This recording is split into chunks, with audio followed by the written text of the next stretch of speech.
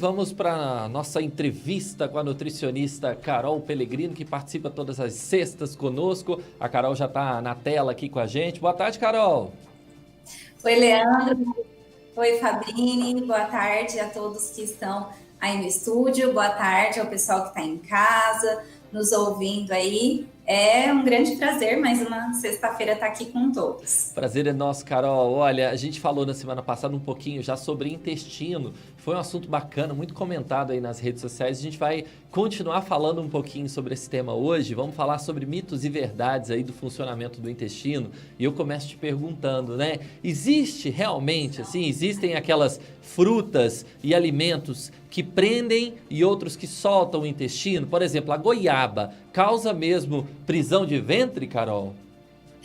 Bom, é muito bom continuar falando desse assunto, né? Esse que é um assunto tão importante e até muito polêmico, né? Saber em relação aos alimentos que soltam, que prendem o intestino. Mas, Leandro, normalmente, né?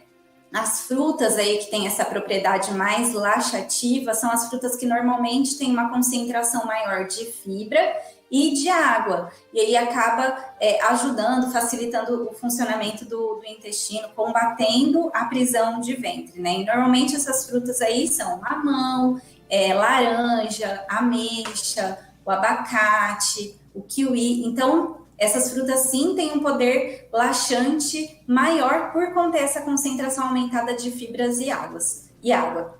Em contrapartida, tem algumas frutas, alguns alimentos que têm uma concentração um pouco menor dessas fibras e uma concentração também um pouco menor de água. Então, ela pode sim contribuir para o mau funcionamento do intestino, como, por exemplo, a pera, o caju, a banana, a maçã e a goiaba, tão falada goiaba, né?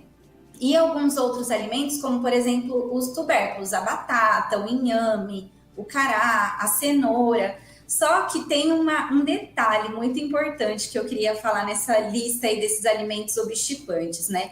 Se eles forem consumidos com casca, ou então, se possível, né, eles cozidos aí a vapor, não entrar no cozimento direto com a água, a gente consegue manter uma concentração maior de fibra, porque eles têm uma fibra que chama fibra solúvel, que quando ela entra em contato com a água, ela sai do alimento e vai para a água do cozimento, né, em relação aos tubérculos. E a maior quantidade de fibra das frutas está na casca. Então, quando elas são consumidas com casca, quando possível, ou cozidas a vapor, elas não têm essa característica obstipante.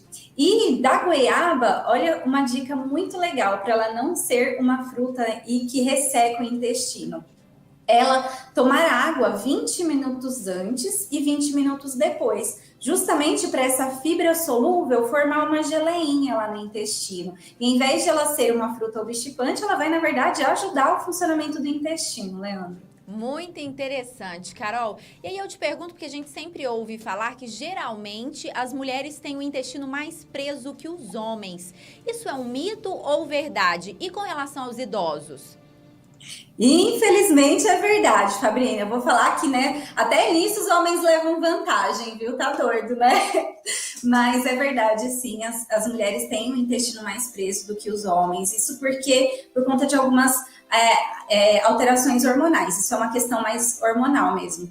Que nem o estrógeno da mulher, né, presente aí na mulher, diminui o movimento do intestino. E essa redução desse movimento intestinal faz com que o intestino trabalhe de forma mais preguiçosa, né?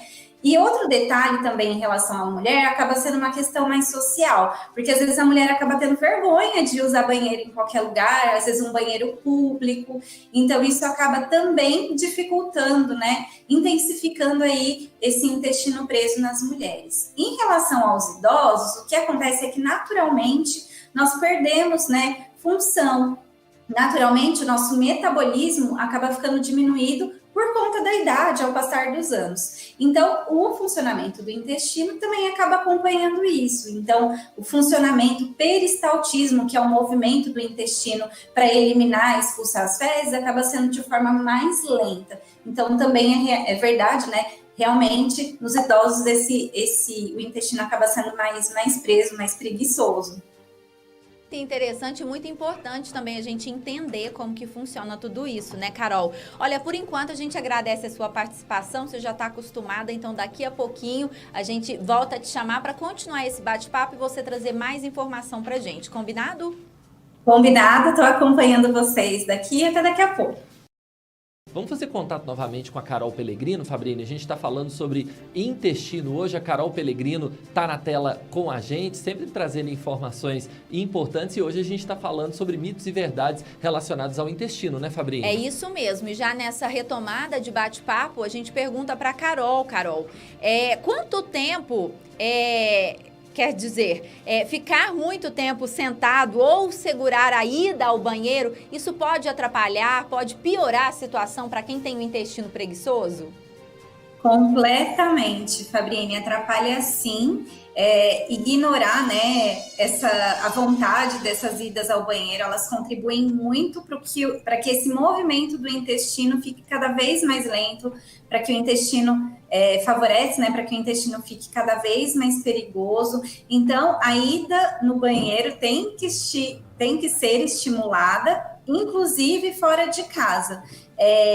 E quando a gente fica muito tempo sentado, a gente acaba comprimindo, né, o abdômen, então acaba facilitando aí o acúmulo de gases, o abdômen fica com aquela sensação, né, de endurecido, então dificulta essa movimentação natural. Uma sugestão que eu dou, às vezes, para quem trabalha muito tempo sentado, de tempos em tempos, né, a cada 1 hora, 1 hora e meia, tenta levantar um pouquinho, tenta caminhar mesmo no setor que costuma trabalhar, né, só para você se esticar, né, para que o seu intestino consiga se movimentar. E aí eu tinha até comentado no programa anterior, Fabrini, mas acho legal relembrar também, colocar horários para ir no banheiro, né, para que o seu corpo se adapte às idas ao banheiro. Então, às vezes de manhã, antes de sair de casa, mesmo que você não esteja sentindo vontade, fica lá uns 2, 3 minutinhos para o seu corpo, para o seu cérebro mandar essa mensagem aí para o seu intestino de que você precisa ir para o banheiro. Carol, agora quais as dicas que a Nutri pode deixar pra gente, né? Para quem tá nessa situação aí, né? O intestino anda deixando a pessoa um pouco irritada. Quais as dicas, então, para poder ajudar a liberar o intestino? Chás laxativos podem ser uma opção? Os chás laxativos, apesar deles serem naturais, eles precisam ser usados com cautela. Então, eu costumo indicar algum chá quando a pessoa está realmente com o intestino muito preso, já está dias sem ir ao banheiro, né? Percebe que está com incômodo. Então, lembrando que o chá, apesar de ser natural, ele também atua como um laxante, né? Então, ele faz aí com que o seu intestino não seja tratado. Ele vai só fazer com que você vá aquela hora lá momentaneamente no banheiro. E o uso prolongado desses chás aí, eles também são prejudiciais, porque eles fazem com que você precise de doses cada vez maiores para poder fazer o efeito, né? Acaba prejudicando a flora intestinal. Então, precisa tomar muito cuidado, né, com o uso prolongado desses tipos de chás. Por isso que é importante tratar a causa do intestino preso, sabe? E aí tem algumas receitas que eu costumo usar também para quem tá começando, né, a melhorar o intestino, às vezes deixar, Fabrini, ameixa seca de molho, eu costumo orientar da noite para o dia, pega umas 2, 3 ameixas secas, deixa de molho na água, tampa, né, o copo, mais ou menos uns 2, 3 dedos de água, deixa lá a ameixa seca de molho, na manhã seguinte, toma essa água e come a ameixa em jejum. Ou então, fazer uma receitinha com semente de chia, né? No lugar da ameixa, coloca a chia em contato com a água. Deixa lá de molho por umas 3, 4 horas, vai formar uma geleinha, né? E aí você come essa geleia de preferência em jejum, né? Essa concentração aí aumentada de fibras e tomar muita água vai estimular a ida ao banheiro. Dicas importantes, Carol, eu te agradeço demais pelas informações. Quem quiser saber mais, quiser ter um acompanhamento de uma profissional, onde é que encontra a Carol Pellegrino? Leandra, eu tô aqui no Pátio 158. A clínica fica na Rua do Hospital São Nicolau, mas quem quiser entrar em contato antes também, meu DDD é o 11 982229551. E o meu Instagram também é o @carolpelegrino com 2Ls, .nutri. Lá eu costumo dar dicas, falei bastante sobre intestino esses dias também, então para quem quiser me seguir, me mandar mensagem, eu costumo sempre responder pessoalmente. Tá certo, então. Carol, muito obrigado pela sua participação. Sexta que vem você volta, tá? Eu que agradeço, Leandro, Fabrini. Ótimo final de semana para vocês e para todos que estão nos ouvindo. E até sexta-feira que vem. Até sexta. Bom fim de Até. semana.